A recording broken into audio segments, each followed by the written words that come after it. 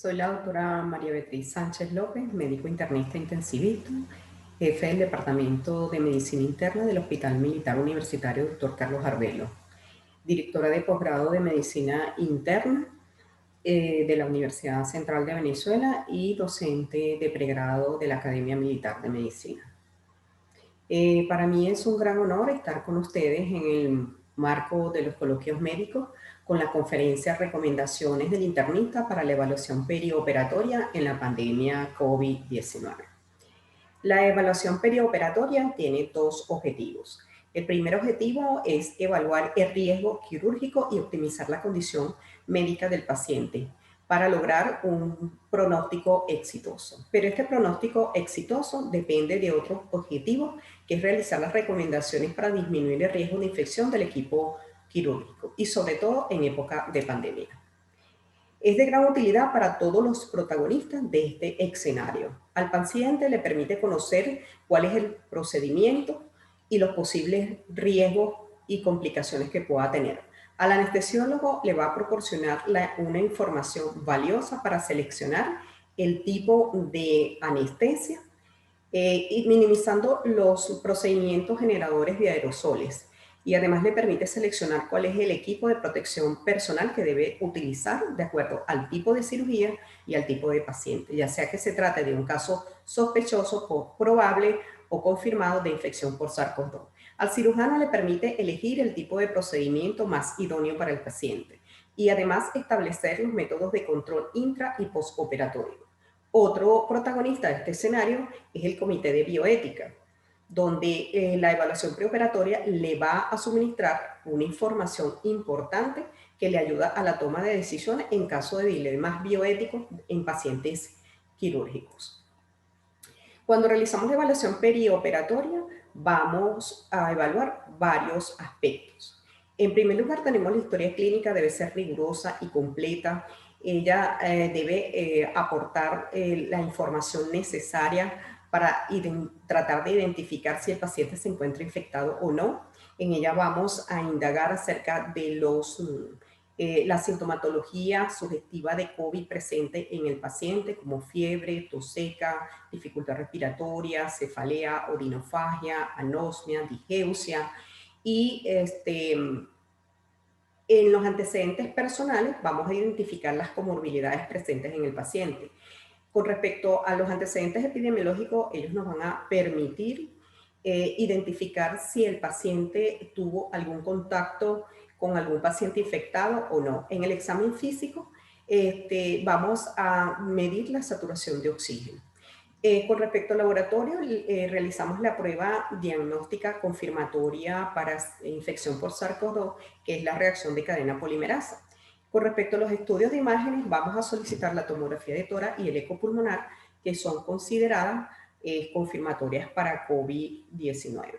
Con respecto a los criterios de clasificación de riesgo, no están definidos, pero existe evidencia científica donde se identifican factores predictores asociados a morbimortalidad en pacientes infectados que son sometidos a cirugía. Y con respecto al tipo de cirugía, vamos a identificar si se trata de una cirugía electiva o una cirugía de emergencia.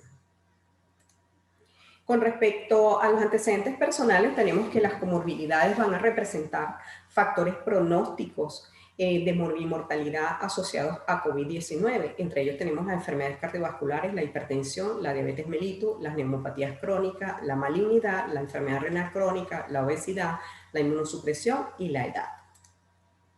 Los antecedentes epidemiológicos nos permiten categorizar al paciente en casos sospechosos, probables o confirmados. Hablamos de un caso sospechoso cuando tenemos un paciente con una enfermedad respiratoria aguda de causa no especificada que tiene un inicio mayor de 48 horas. También es considerado un caso sospechoso aquel paciente que tiene enfermedad respiratoria aguda sin causa precisada que tuvo un inicio desde hace 14 días. Tenemos aquellos casos que han tenido contacto con casos probables o casos confirmados de infección por SARS-CoV-2, o aquellos casos en los cuales existe una infección respiratoria aguda en la cual no se ha logrado identificar la etiología, pero el paciente evoluciona de manera rápida y tórpida. Luego hablamos de los casos probables. Estos casos probables son aquellos casos sospechosos que tienen una PCR que no es concluyente, aquellos casos sospechosos con pruebas diagnósticas rápidas positivas y los casos que tengan un caso sospechoso en el cual no se le pudo tomar en ningún momento la prueba confirmatoria de PCR y el caso confirmado que tenga una PCR positiva. Cuando medimos la saturación de oxígeno, esto nos permite tratar de tomar conducta, ¿verdad? A través de, sobre todo en los casos que presentan una sintomatología respiratoria. La saturación de oxígeno la podemos medir de dos maneras, a través de los gases arteriales y a través de la medición con el oxímetro de pulso. Cuando realizamos los gases arteriales podemos calcular lo que se llama la PAFI o el índice oximétrico, que es la presión arterial de oxígeno sobre la fracción inspirada de oxígeno. Y cuando no tenemos unos gases arteriales, lo hacemos con el oxímetro de pulso, midiendo la saturación de oxígeno sobre la fracción inspirada de oxígeno. Esto nos permite categorizar los pacientes en lesión pulmonar aguda o síndrome de dificultad respiratoria aguda. Con respecto al laboratorio, vamos a solicitar la prueba de diagnóstica confirmatoria para COVID-19, es la reacción de cadena polimerasa con transcriptasa inversa. Tiene una sensibilidad que va del 70 al 80% con una especificidad del 95%. Esto nos indica que un 30% de los pacientes están infectados y no han sido detectados. La sensibilidad de esta prueba va a depender de la fase evolutiva de la infección y además del tipo de muestra que se obtenga para hacerlo. En nuestro hospital realizamos la prueba diagnóstica rápida en la cual determinamos la inmunoglobulina M y la G, que son pruebas serológicas que nos van a medir la respuesta inmunitaria del paciente. Y se puede obtener el resultado en 15 minutos. Con respecto a la analítica, indicadores de respuesta inflamatoria va a depender de la fase evolutiva de la infección. Si estamos en presencia de un estadio 1, infección temprana, vamos a determinar la LDH, el dímero D, vamos a solicitarlo. Si estamos en presencia de un estadio 2, una fase pulmonar, solicitamos dímero D, LDH y transaminasa. Y si estamos en presencia de un estadio 3, que es una fase hiperinflamatoria, vamos a solicitar ferritina, dímero D, proteína C reactiva, LDH, troponina, creatinina y tiempo de coagulación. Otro aspecto a evaluar son las imágenes. Siempre que nosotros realizamos una evaluación perioperatoria, tenemos la disponibilidad de una radiología de tórax. En ellas ellas en fases iniciales suele estar normal, pero la sensibilidad y la especificidad son bajas para confirmar COVID. Sin embargo, hay algunos patrones radiológicos característicos, como son los focos de condensación, que suelen ser bilaterales y bibasales en un 63% y periférico en un 51%. También podemos observar la opacidad de vidrio esmerilado en un 41%. Con respecto a la tomografía de tórax, es considerado la prueba gold estándar para confirmar COVID en estudio de imágenes. En ella ella tiene una sensibilidad que va del 92 al 94% con una especificidad del 37 al 42%. Ella nos ofrece unas desventajas como es que es costosa y además no está disponible en todos los centros. En ella podemos observar los patrones característicos de opacidad de vidrio esmerilado en un 53 a un 100%, la opacidad de vidrio esmerilado con focos de condensación en un 27 a un 72% y el engrosamiento intersticial con empedrado en un 19%. Por otro lado, tenemos la ecografía pulmonar, que su sensibilidad ha sido es equiparable con la tomografía de tórax. Se dice que ella tiene puede confirmar la infección por SARS-CoV-2. Tiene las ventajas de que se puede realizar en corto tiempo, es una prueba fácil de realizar, puede ser realizado incluso por un médico de atención primaria que esté bien entrenada. En ella podemos ver el patrón aireado seco, el patrón intersticial y el patrón de consolidación. Estos hallazgos ecocardiográficos nos pueden sugerir severidad de la infección y esto nos permite la toma de decisiones en un momento dado. Con respecto a los criterios de clasificación, no hay unos criterios definidos, pero existe un estudio en donde se estudió la mortalidad y las complicaciones pulmonares en pacientes sometidos a cirugía con una infección perioperatoria por SARS-CoV-2. Esto fue un estudio internacional de 1.128 pacientes multicéntricos realizado en 24 países y 235 hospitales. Ellos consideraron todos aquellos pacientes que fueron sometidos a cirugía y que tenían una infección por SARS-CoV-2 7 días previos o 30 días después de la cirugía. En ello se realizaron 74% cirugías de emergencia y 24,8% cirugía electiva. Ellos estudiaron la mortalidad y las complicaciones pulmonares. Con respecto a la mortalidad, obtuvieron una mortalidad global de 23,8%. Si recordamos que la mortalidad en pacientes quirúrgicos no infectados es de un 15%, esto es un incremento importante. La mortalidad en cirugía de urgencia fue de 25,6% y la mortalidad en cirugía electiva fue de un 18,9%, con una mortalidad de sintomáticos de 22,3% y de presintomáticos de 27%. Las complicaciones pulmonares estuvieron presentes en un 51,2%, siendo las cirugías electivas, las complicaciones pulmonares en la cirugía electiva entre un 31 y un 55%, y en la cirugía de urgencia de un 45 y un 53%. La mortalidad por complicaciones pulmonares en cirugía electiva fue de 14,3% y hasta 28,3%. Y en la cirugía de urgencia la mortalidad por complicaciones pulmonares fue de 39,6% y hasta un 43,1%. La mortalidad global fue de un 38% y ella representó el 81,7% de todas las muertes. La mortalidad a los 30 días se asoció con 3 parámetros importantes: el sexo masculino, la edad mayor de 70 años, el ASA grado 3 a 5, y estos fueron estadísticamente significativos, por lo tanto fueron considerados predictores de mortalidad. Cuando evaluamos el tipo de cirugía, consideramos si se trata de una cirugía electiva o una cirugía de emergencia. Las electivas se posponen y se programan la cirugía, pero esto va a depender de los recursos de salud de cada país y de la respuesta de cada sistema sanitario. En cuanto a las emergencias, estas cirugías se realizan con protocolo COVID-19. Cuando nosotros realizamos con respecto a la cirugía, si se trataba de una cirugía electiva, ella se categorizó en 3 grupos. Primero, la electiva esencial. Puede comprometerse el pronóstico del paciente y la atención debe ser de 1 a 3 meses. Aquí incluyen las cirugías oncológicas programadas, las biopsias, los procedimientos cardíacos valvulares, la histerectomía, las endoscopias y colonoscopia diagnóstica. Con respecto a la electiva no esencial, ellas pueden diferirse con seguridad, no compromete el pronóstico del paciente. Aquí tenemos la cirugía cosmética, la cirugía bariátrica, las prótesis articulares y los procedimientos de infertilidad. Y en las electivas o diferibles urgentes tenemos que son de bajo riesgo para la vida del paciente a corto plazo y deben ser realizadas en menos de 2 semanas. Tenemos los procedimientos cardiotorácicos cardiovasculares, el reparo de aneurisma cerebral no accidentado, las fracturas cerradas, las cesáreas programadas.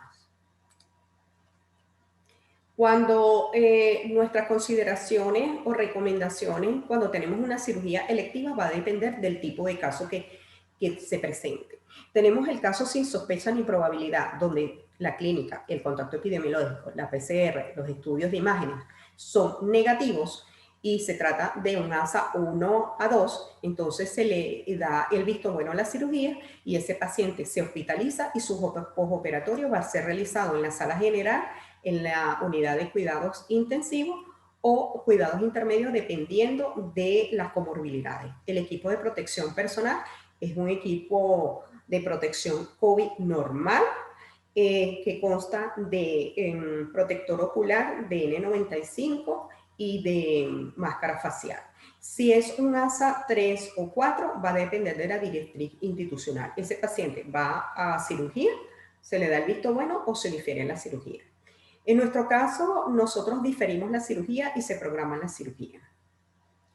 Si estamos ante la presencia de un caso sospechoso, probable o confirmado, donde puede estar presente la clínica puede ser sintomática o asintomático. Los contactos puede estar negativo o positivo y el estudio de imágenes puede estar presente o no. La PCR es positiva, se difiere la cirugía y se programa la cirugía. Recordemos que estamos hablando de cirugías electivas. La programación de la cirugía va a depender de varias cosas. Primero, de acuerdo al tipo de paciente y a lo cuáles son los recursos locales y regionales disponibles. Y en segundo lugar, la programación debe responder las siguientes preguntas. ¿A quiénes? Aquellos pacientes en donde la postergación de la cirugía no traiga consecuencias ni daños al paciente. Los procedimientos quirúrgicos urgentes, oncológicos y la interrupción del embarazo son consideraciones especiales. ¿Cómo la realizamos? Aislamos al paciente en su hogar durante 15 días con un solo cuidador. Luego realizamos la PCR a las 48-72 horas o la PDR 24 horas antes de la cirugía. Optimizamos la comorbilidad, realizamos los estudios de imágenes como el eco pulmonar, los estudios invasivos programados, realizamos una segunda evaluación, pero hay que recordar que todo el equipo debe estar pendiente de que ese paciente puede ser un paciente potencialmente infectado. ¿Cómo programamos la cirugía en ese paciente que ya tuvo COVID? Si el paciente está libre de síntomas, le hacemos igualmente una PCR control que la realizamos entre el día 15 al día 21. Se programa, se ingresa en el programa de control post-COVID multidisciplinario en donde debe tener una PCR negativa. Se le realiza una espirometría, un ecocardiograma, un ecopulmonar control y se le hace una evaluación por psiquiatría. Este programa es quien debe autorizar la cirugía. Cuando hablamos de cirugías de emergencia y de urgencia, tenemos que hay dos grupos, las emergencias vitales que deben ser atendidas en menos de una hora, en donde existe un sangrado agudo, activo, en el choque hemorrágico, en las cesáreas de emergencia, en aquellos casos de endoscopias o colonoscopias por sangrado digestivo. Y las urgentes son potencialmente mortales, deben ser atendidas en menos de 24 horas. Por ejemplo, tenemos la apendicitis aguda, la colecistitis, las arteritis sépticas, las lesiones nerviosas agudas, las infecciones del sitio quirúrgico, los hematomas suturales y las sepsis. Cuando estamos en presencia de una cirugía de emergencia, igualmente consideramos qué tipo de caso tenemos. Si tenemos un caso sin sospecha ni probabilidad de la clínica, el contacto epidemiológico, la PCR y en los estudios de imágenes es negativo, se le da el visto bueno a la cirugía y se hospitaliza y el paciente pasa su postoperatorio a una sala general, a cuidados intensivos o cuidados intermedios. El equipo de protección es el equipo de protección COVID normal, que incluye protector ocular, la N95 y la máscara facial. Si es un caso sospechoso o un caso probable, donde la clínica es asintomática o sintomática, donde el contacto epidemiológico es positivo, o puede ser negativo, donde la PCR es no concluyente, o PDR positiva, o no se realizó el estudio de imágenes dudosos, negativo o positivo, hospitalizamos al paciente y su postoperatorio va a ser en la sala COVID probable o sospechoso según se trate el caso. Y el equipo de protección personal es un equipo de protección COVID aumentado, es decir, donde se utiliza la escafandra y el overol. Y el caso confirmado, en la clínica puede estar sintomática o asintomática, el contacto epidemiológico es positivo o negativo, el estudio de imagen es positivo o negativo, pero la PCR es negativo. Ese paciente se hospitaliza en la sala COVID confirmados y su postoperatorio va a ser en la sala COVID confirmado. El equipo de protección personal es aumentado con escafandra y overol. Concluimos que se deben realizar las pruebas confirmatorias para COVID-19 en preoperatorio. Los pacientes PCR positivos debemos diferir y programar cirugías electivas. Las cirugías de emergencia deben realizarse evaluando el riesgo-beneficio. Y el eco pulmonar es útil en pacientes sintomáticos y asintomáticos. El eco pulmonar, el equipo de protección personal aumentado en cirugías de pacientes PCR positivos, ya sean sintomáticos o asintomáticos. Los factores predictores de mortalidad y complicaciones pulmonares en pacientes PCR positivos que van a ser sometidos a cirugía son la edad mayor de 70 años, ASA grado 3 a 5 y el sexo masculino. Hay que recordar que la morbimortalidad perioperatoria se incrementa en pacientes infectados con SARS-CoV-2. Dejamos un interrogante. Los protocolos institucionales en pacientes en recuperación de infección por SARS-CoV-2 en cirugías programadas ofrecerán un pronóstico exitoso. Trabajamos en ello. Recordamos finalmente, en pandemias no hay urgencia. Los procesos deben ser controlados y llevados a cabo con uso de equipos de protección personal para todos. Gracias.